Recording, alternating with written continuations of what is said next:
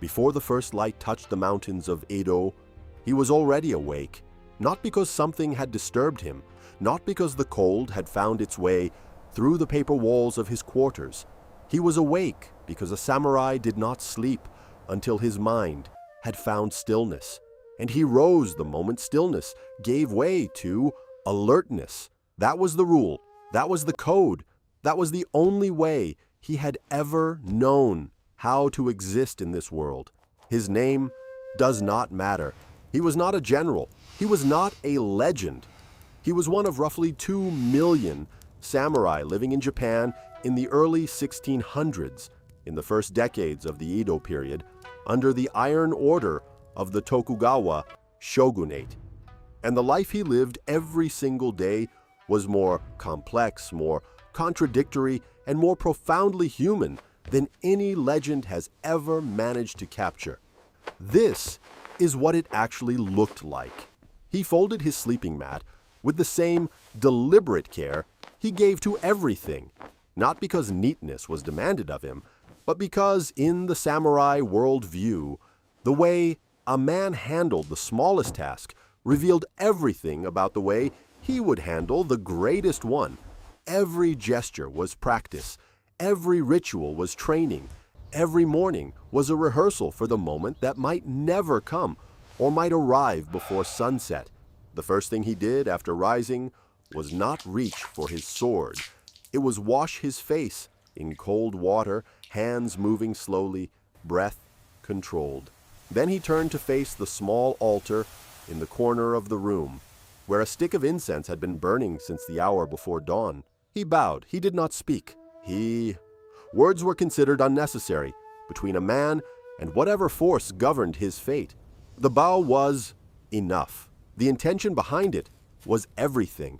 What history books often reduce to a warrior class was, in truth, something far stranger and far more interesting. The samurai of 17th century Japan were administrators, poets, calligraphers, tea ceremony masters, and Zen scholars, just as much as they were fighters, in a country that had finally, after centuries of brutal civil war, found something resembling peace under Tokugawa Ieyasu. The samurai suddenly found themselves with a crisis. They had no language to describe.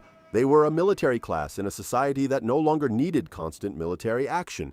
They were weapons in a world that had decided, for now, to stop cutting. And that tension between what they were trained to be and what their world now required of them would define the entire culture of the period. And it would produce some of the most extraordinary human philosophy ever committed to paper. The Bushido Code, which most people in the modern world associate with samurai, was not actually a single written document that every warrior carried and memorized. It was something more organic and more difficult than that. It was a set of values transmitted through observation, through the correction of elders, through shame, and through example. A young samurai learned what the code demanded, not by reading it, but by watching what happened to those who violated it. Honor was not abstract. It had consequences you could see and touch and hear. The 7 virtues at the heart of Bushido were rectitude, courage, benevolence, respect, honesty, honor, and loyalty. They sound simple. They were not. The samurai spent their entire lives navigating the constant friction between them because these virtues had a tendency to pull in different directions at the worst possible moments. A man might face a situation where honesty demanded he say something that respect forbade him to express, where loyalty to his lord required an action that benevolence toward an innocent person made monstrous. These were not hypothetical dilemmas constructed by philosophers. They were the daily reality of men trying to live inside a code that had been written for a world of constant war, in a world that had become something else entirely. By mid-morning, our samurai had completed his practice. Kenjutsu, the art of sword fighting, Ace was still trained every day, regardless of whether war seemed distant or near. The sword was not merely a weapon. It was, in the Shinto tradition that infused samurai spirituality, the physical residence of the warrior's spirit. To neglect the sword was to neglect the soul. The practice sessions were conducted in silence that was itself a form of communication, the teacher watching with an expression that told the student everything about whether he was progressing, failing, or still missing something he might never find. What the artificial intelligence reconstruction of this period reveals, with a precision that written records alone cannot achieve, is the overwhelming sensory texture of this world. The smell of tatami mats, dampened by morning air, the precise sound that a katana made when drawn from its scabbard at proper speed, not a dramatic ring, but something closer to a controlled whisper of steel against polished wood. The weight of a full suit of armor, which could reach 30 kilograms, and which a samurai was trained to wear for hours without adjusting his posture or revealing his discomfort. The color of the ink used for calligraphy, ground fresh each morning from a solid ink stick, which produced a black so deep it seemed to absorb the surrounding light. These details matter because they tell us something that the legendary accounts of samurai deliberately omit. This was a physical, embodied, exhausting existence. These were not superhuman beings moving through the world on the strength of pure discipline alone. They were human beings who had organized their entire lives around the management of fear. Fear of death, fear of dishonor, fear of failing the people who depended on them, and perhaps most frightening of all, fear of living without purpose. The afternoon brought administrative duties, because in the Edo period, the samurai class functioned as the government. They collected taxes, resolved disputes, managed infrastructure, and maintained the elaborate hierarchy that kept Tokugawa Japan from falling back into the chaos of the Sengoku period that had preceded it. A samurai in this era might spend more hours reviewing agricultural records than he spent in physical training. He might spend more time negotiating between quarreling merchants than he spent practicing archery. The image of the warrior meditating beneath a waterfall or engaged in mortal combat was real, but it was surrounded by the far less romantic reality of bureaucratic governance in one of the most strictly regulated societies in human history.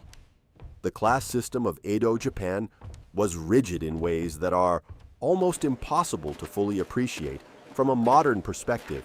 The samurai occupied the highest rung of a four-tier hierarchy below the shogun and the daimyo lords, above farmers, artisans, and merchants. But this hierarchy carried obligations as heavy as its privileges. A samurai was prohibited from engaging in trade. He was expected to live modestly regardless of his family's financial situation. He was required to carry his two swords, the daisho, the katana, and the wakizashi, in public at all times, as visible markers of his status and his responsibility. To remove them in the wrong context was an insult. To use them without proper justification was a crime. The swords were simultaneously freedom and obligation, identity and burden. There was a concept in samurai culture called mono no aware. It translates imperfectly as the bittersweet awareness of impermanence. It was the emotional register in which the samurai were trained to experience beauty, with the simultaneous knowledge that the beautiful thing was already in the process of disappearing. Cherry blossoms were the supreme symbol of this philosophy. Magnificent, vivid, unrepeatable, and gone within 2 weeks. The samurai idealized them precisely because of how quickly they fell, because that was what their own lives resembled. Brilliant, brief, gone without warning. The concept of dying well occupied a significant portion of samurai philosophical training. Not dying heroically necessarily, not dying publicly in the blaze of a final stand, dying with composure, dying without the expression of regret or terror on your face. The practice of what would become known as memento mori in the Western tradition existed in samurai culture under the Japanese concept of shisei, the constant meditation on one's own death as a means of living with greater clarity and intention. By accepting that death could arrive at any moment without announcement, the samurai freed himself, theoretically, from the paralysis of fear. He had already rehearsed his death countless times in his mind. When it came, he would already know what to do. But theory and reality were not always aligned. And that gap between the code and the man trying to live inside it is where the most genuinely human stories of this period exist. There were samurai who drank. There were samurai who gambled and lost their family's savings. There were samurai who fell in love with people they were forbidden to love, who wrote poems about it in secret and never showed anyone. There were samurai who were terrified of battle and said nothing because saying something was unthinkable. There were samurai who disagreed profoundly with the orders of their lords and obeyed anyway, spending the rest of their lives in a private negotiation between duty and conscience that no one around them knew was happening.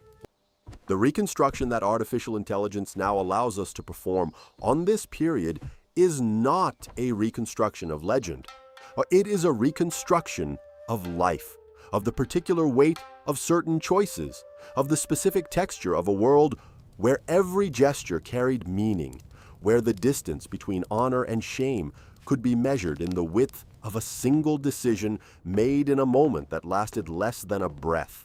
By evening, he had returned to his quarters. He ate a meal that was deliberately simple: rice, pickled vegetables, perhaps a small amount of fish. The samurai aesthetic held that austerity was not deprivation, but refinement. To need little was to be free from the anxieties that enslaved those who needed much. He ate slowly. He tasted everything. He was present to the experience in a way that people in the modern world spend significant money and time in meditation retreats trying to learn.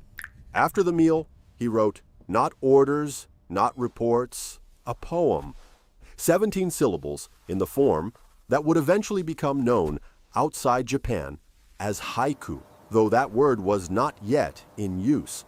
The poem was about the moon, or the wind, or the silence after sound, about something small and vanishing that contained, if you looked at it correctly, the entire shape of existence. He would not show it to anyone. He folded the paper and placed it beside the altar. Tomorrow, he might read it again and destroy it, or he might forget it was there. It did not matter. The act of writing it was what mattered, the act of paying attention to what was already leaving. This is the thing that the legends never quite managed to capture. The samurai were not defined primarily by their capacity for violence. They were defined by their relationship to attention, by the discipline of being present to their own lives in a culture that moved, for all its outward stillness, at a relentless pace toward endings. Every spring was the last spring that would ever look exactly like this one. Every morning was a morning that would never come again. The practice, the ritual, the code, the sword, the poem, all of it was a way of insisting on being awake inside the experience of being alive, even as that experience was always, already, in the process of becoming the past. The Edo period would last until 1868.